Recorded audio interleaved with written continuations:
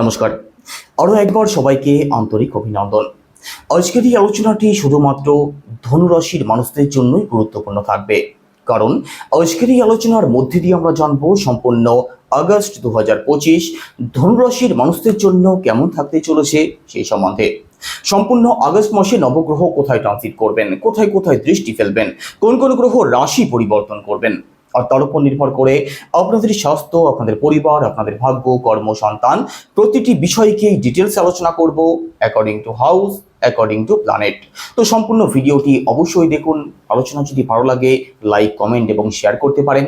আমার সাথে যারা পার্সোনালি যোগাযোগ করতে চাইছেন, জন্মছক যারা বিচার করতে চাইছেন, নাম্বার শুধুমাত্র ভিডিও ডেসক্রিপশনে এবং ইন্ট্রোতেও দেওয়া আছে। আপনারা ফোন করে কিংবা হোয়াটসঅ্যাপের মাধ্যমে বুকিং করতে পারেন। আর আপনি যদি একজন নতুন দর্শক হয়ে থাকেন, এটাই সব থেকে ভালো সময় চ্যানেলটিকে সাবস্ক্রাইব করে নেওয়ার জন্য। তো চলুন আলোচনা শুরু করা যাক। তবে তার আগে আমাদেরকে দেখতে হবে আগস্ট মাসের একদম শুরুতেই আপনাদের রাশি সাপেক্ষে নবগ্রহ কোথায় ট্রানজিট করছেন। আপনাদের থার্ড হাউসে অবস্থান করছেন রাহু, ফোর্থ হাউসে অবস্থান করছেন কর্মফলদাতা শনিদেব, আপনাদের সপ্তম ভাবে একত্রে অবস্থান করছেন দেবগুরু বৃহস্পতি এবং শুক্র গ্রহ। একই সাথে আপনাদের অষ্টম ভাবে অবস্থান করছেন বুধ এবং রবি। একই সাথে আপনাদের নবম ভাবে রয়েছেন কেতু গ্রহ, দশম ভাবে অবস্থান করছেন মঙ্গল গ্রহ। তো চলুন প্রথমেই স্বাস্থ্য দিয়ে শুরু করা যাক। আপনাদের রাশির লটকে দেবগুরু বৃহস্পতি কোথায় অবস্থান করছেন? আপনাদের নবম ভাবে অর্থাৎ ভাগ্যস্থানে অবস্থান করছেন। তবে দেবগুরুর সাথে কিন্তু শুক্র গ্রহ অবস্থান করছেন 21 আগস্টের মধ্যবর্তী সময়ের মধ্যে। দেখুন, স্বাস্থ্যের কথা যদি বলা হয়, স্বাস্থ্য মোটের উপরে আপনাদের ভালোই থাকবে। স্বাস্থ্য নিয়ে মেজর কোনো ইস্যুর সম্ভাবনা থাকছে না। ওভারঅল স্বাস্থ্যের জায়গাটা আপনাদের ভালোই থাকবে। শুধু কোমর অথবা কোমরের নিচের অংশে ছোটখাটো বিষয় নিয়ে প্রবলেম অথবা ব্যথা শুরুতে কখনো কখনো আপনাদের কষ্ট পেতে হতে পারে। এই দিক থেকে একটু সিরিয়াস থাকুন, বাদবাকি স্বাস্থ্য আপনাদের ভালোই থাকবে। এবার পরিবার, সেকেন্ড হাউস থেকে পরিবারকে বিচার করা হয়। আপনাদের সেকেন্ড হাউসের লর্ডকে, সেকেন্ড হাউসের লর্ড কর্মফলদাতা শনিদেব আপনাদের চতুর্থ ভাবে বর্তমানে রেট্রোগেট অবস্থায় বসে আছেন। তো দেখুন, এখানে পারিবারিক দিকটাও আপনাদের মোটের উপরে ভালোই থাকবে। পরিবারের মানুষের মধ্যে অ্যাটাচমেন্ট বন্ডিং এর জায়গাটাও ভালো থাকবে। তবে পরিবার অথবা পারিবারিক কোনো সিদ্ধান্ত নেওয়া অথবা পরিবারে কিছু চেঞ্জ যদি করতে চান, সেক্ষেত্রে কিন্তু একটু সময় আপনাদের বেশি লাগতে পারে, কারণ সেকেন্ড হাউসের লর্ড বর্তমানে রেট্রোগেট অবস্থায় বসে আছেন। যে কোনো প্ল্যানিং আপনাদের একটু ডিলে হতে পারে। এই দিক থেকে একটু প্রবলেম তৈরি হতে পারে। বাদবাকি পারিবারিক দিকটা আপনাদের ভালোই থাকবে। পরিবারের সুখ শান্তির জায়গাটাও অবশ্যই বজায় থাকবে। একই সাথে দেখুন, সেকেন্ড হাউস থেকে আমাদের ফিনান্স, আমাদের ব্যাংক ব্যালেন্স, আমাদের সেভিংস, এই সমস্ত দিকটাকেও বিচার করা হয়। তো সেকেন্ড হাউসের লর্ড ফোর্থ হাউসে গিয়ে রেট্রোগেট অবস্থায় বসে আছেন। রেট্রোগেট অবস্থায় গ্রহ যেহেতু স্লো মুভ করে, তাই তার ফল পেতেও কিন্তু আমাদের একটু সমস্যার সম্মুখীন হতে হয়। তো অর্থনৈতিক দিকটা আপনাদের মোটের উপরে ভালো থাকবে। তবে পাওনা কোনো টাকা ফেরত পেতে আপনাদের সমস্যা হতে পারে। কখনো কখনো ছোটখাটো বিষয় নিয়ে অর্থনৈতিক দিক থেকে একটু হেডেক, একটু টেনশন আপনাদের মধ্যে থাকতে পারে। তবে সেভিংস এবং অর্থের দিকটা আপনাদের ভালোই থাকবে, তেমন কোনো দুশ্চিন্তার কারণ থাকছে না। কথাবার্তা অবশ্যই একটু ভাবনা চিন্তা করে বলবেন। যারা কথা বলা সংক্রান্ত কাজ করেন, মার্কেটিং, কমিউনিকেশন অথবা টিচিং এই সংক্রান্ত কাজের সাথে যারা যুক্ত আছেন, কাজ আপনাদের অবশ্যই ভালো চলবে। সে বিষয় নিয়ে কোনো দুশ্চিন্তার কোনো কারণ থাকছে না। শুধু কথাবার্তা একটু ভাবনা চিন্তা করে তবেই বলার চেষ্টা করবেন। থার্ড হাউসের কথা যদি বলা হয়, সেক্ষেত্রে থার্ড হাউসের লর্ড ও শনিদেব, বর্তমানে শনিদেব রেট্রোগেট অবস্থায় বসে আছেন। আপনাদের থার্ড হাউসে রাহু অবস্থান করছেন। তাদের জন্য অবশ্যই ভালো সময় থাকবে। যারা অনলাইন, সোশ্যাল মিডিয়া অথবা ফেসবুক, ইউটিউব কোনো ডিজিটাল কাজের সাথে যারা যুক্ত আছেন, আপনাদের কাজ নিশ্চিতভাবে ভালো চলবে।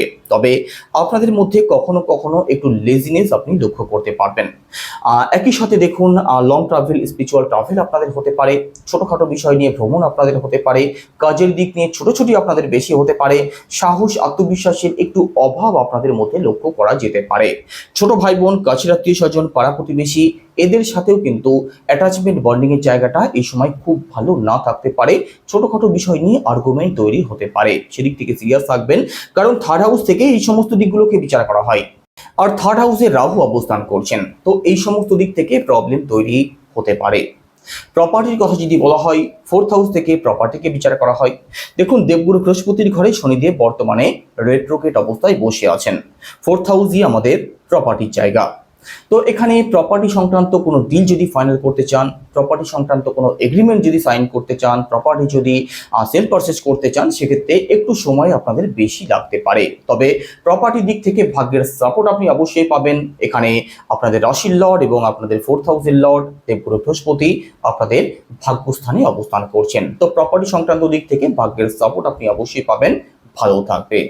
তবে প্রপার্টি সংক্রান্ত যে কোনো প্ল্যানিং একটু ডিলে হওয়ার সম্ভাবনা থাকবে। 4th হাউস থেকে আমাদের মাকেও বিচার করা হয়। 4th হাউসে শনিদেব রেট্রোগ্রেড অবস্থায় বসে আছেন। এখানে দেখুন, আপনার মায়ের মধ্যে আপনি স্পষ্টবাদিতা লক্ষ্য করতে পারবেন। আপনার মায়ের মধ্যে যে কোনো বিষয় নিয়ে টেনশন, হেডেক একটু বেশি থাকতে পারে। এই সংক্রান্ত দিক থেকে সিরিয়াস থাকবেন। তো মায়ের সাথে একটু বুঝে শুনে কথা বলার চেষ্টা করবেন, বুঝে শুনে ব্যবহার করার চেষ্টা করবেন, না হলে কিন্তু ছোটখাটো বিষয় নিয়ে প্রবলেম তৈরি হতে পারে। তবে মাতৃপক্ষ মোটের উপরে আপনাদের ভালোই থাকবে। আপনার মা স্বাস্থ্য হোক অথবা কেরিয়ার হোক, পজিটিভ রেজাল্ট অবশ্যই পাবেন। এডুকেশনের কথা যদি বলা হয়, সেক্ষেত্রে এডুকেশন আপনাদের ভালো থাকবে, পড়াশোনার জায়গাটা ভালো থাকবে। তবে 21শে আগস্টের মধ্যবর্তী সময়ের মধ্যে দেবগুরু বৃহস্পতি এবং শুক্র গ্রহ একত্রে অবস্থান করছেন। এই সময় কিন্তু মন আপনাদের একটু ডাইভার্ট হওয়ার সম্ভাবনা থাকবে।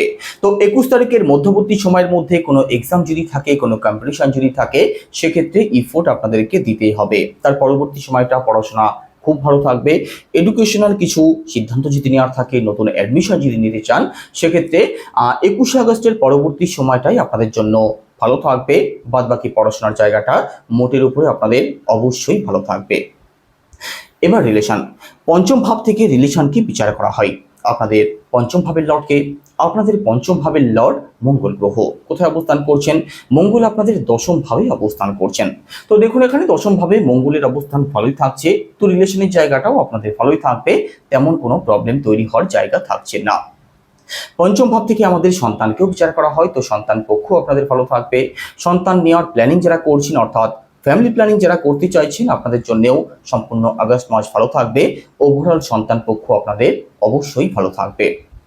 দাম্পত্য জীবনের কথা যদি বলা হয়, সেক্ষেত্রে সপ্তম ভাব থেকে দাম্পত্য জীবনকে বিচার করা হয়। আপনাদের সপ্তম ভাবের লর্ডকে, আপনাদের সপ্তম ভাবের লর্ড বুধ গ্রহ। আর বুধ কোথায় অবস্থান করছেন? বুধ আপনাদের অষ্টম ভাবে অবস্থান করছেন। অষ্টম ভাবে বুধের অবস্থান কিন্তু কোনোভাবেই ভালো থাকবে না। তো এখানে অষ্টম ভাবে বুধের অবস্থান যেহেতু ভালো থাকবে না, দাম্পত্য সংক্রান্ত দিক নিয়ে একটু প্রবলেম তৈরি হতে পারে। বিশেষ করে আপনার যিনি পার্টনার আছেন, তিনি মেল হোক কিংবা ফিমেল হোক, স্বাস্থ্য সংক্রান্ত দিক নিয়ে কিন্তু ভোগান্তির একটা সম্ভাবনা রয়েছে। তো ওভারঅল দাম্পত্য জীবনের দিক থেকে সম্পূর্ণ আগস্ট মাসে একটু সিরিয়াস তো থাকতেই হবে, না হলে কিন্তু অকারণ বাধা বিপত্তি যেমন আসতে পারে, কারণ অষ্টম ভাব থেকে বাধা বিপত্তিকে বিচার করা হয়। আর একই সাথে অষ্টম ভাবকে রাশিচক্রের সব থেকে খারাপ ঘর মনে করা হয়। যত প্রবলেম, যত বাধা বিপত্তি, সমস্ত কিছুই আসে অষ্টম ভাব থেকে। তো ওভারঅল দাম্পত্য জীবনের দিক থেকে আপনাদেরকে একটু সিরিয়াস থাকতেই হবে সম্পূর্ণ আগস্ট মাসের মধ্যে।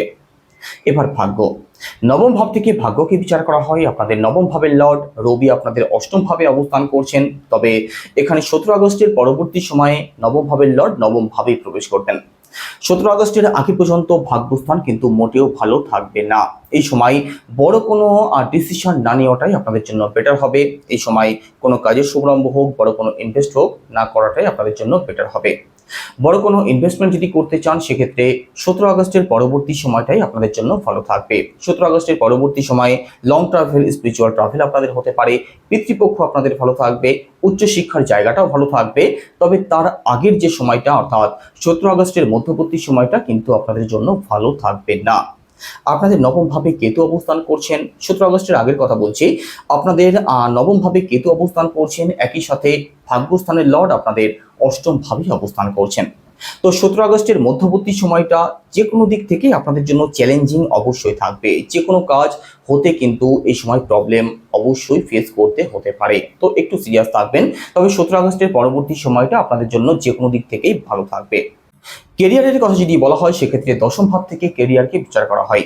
আপনাদের দশম ভাবে মঙ্গল গ্রহ অবস্থান করছেন। তো কাজের দিক থেকে উদ্যম আপনি অবশ্যই পাবেন। বুধের অবস্থান যদিও অষ্টম ভাবে অবস্থান করছেন, তো কাজের দিক থেকেও বাধা বিপত্তি আপনাদের টুকটাক আসতেই থাকবে। তবে আপনাদের মধ্যে উদ্যমী মানসিকতা আপনি লক্ষ্য করতে পারবেন।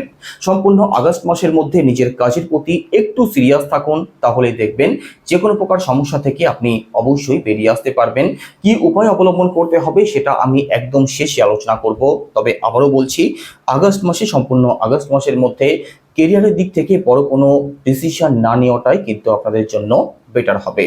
চাকরির চেষ্টা যারা করছেন আপনাদেরও কিন্তু ইফোর্ট অবশ্যই বাড়াতে হবে। কোনো এক্সাম যদি থাকে, কোনো ইন্টারভিউ যদি থাকে, সেক্ষেত্রে একটু প্রবলেম আপনাদের ফেস করতে হতে পারে, কারণ এখানে ভাগ্যস্থানও খুব বেশি ভালো থাকছে না, এখানে কর্মস্থানও খুব বেশি ভালো থাকছে না।